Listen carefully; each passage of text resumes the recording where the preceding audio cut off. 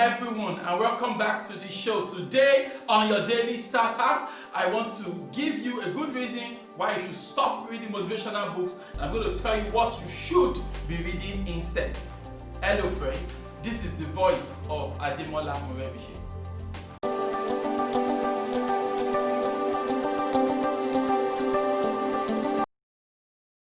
Hello friend, you see, I read motivational books, or rather I used to read motivational books. I believe that motivational books have their place in our library, they have their place in our lives. But you see, at some point you have to mature beyond motivational books into something else.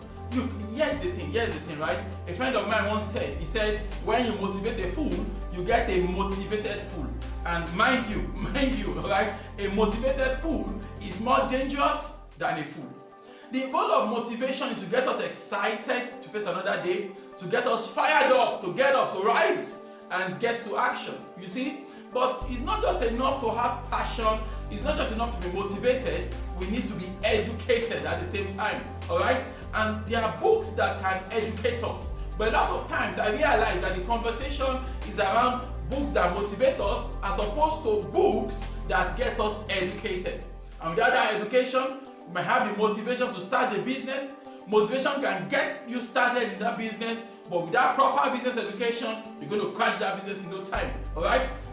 Motivation will get you started, but knowledge is the key. Knowledge is the key. Alright? So you need to seek out books, good books that will educate your mind, feed your mind with quality information so that you'll be empowered to better lead every single day.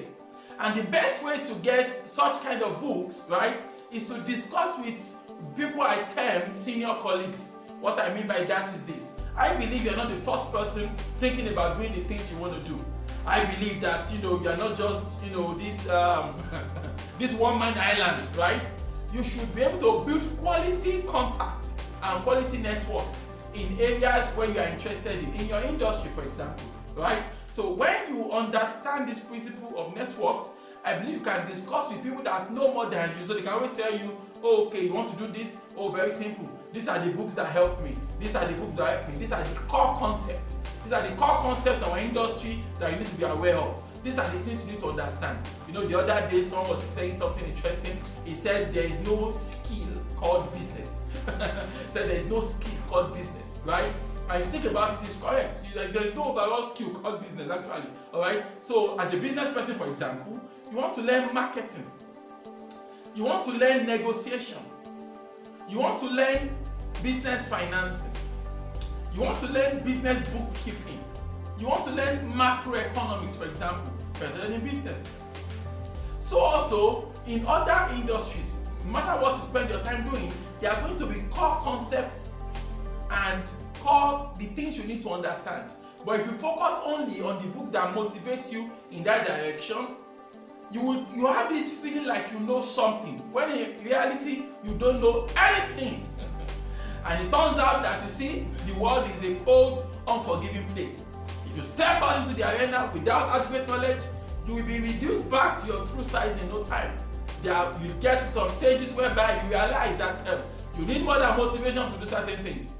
So you are going to go beyond motivation and begin to acquire knowledge. And the best way to know the kind of knowledge you need to acquire is to network with those that are going ahead of you, so you can discuss with them and they can give you practical tips and practical guidelines on how to get things done in your industry.